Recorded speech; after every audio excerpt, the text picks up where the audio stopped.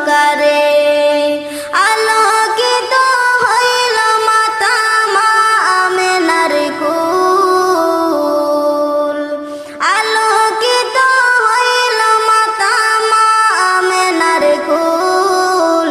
সকল নবী হইতে শ্রেষ্ঠ আখেরি রাসূল, তুমি কোন বাগানের ফুল। দু জাহানের বাদশা নবী পাইয়া সুখবর,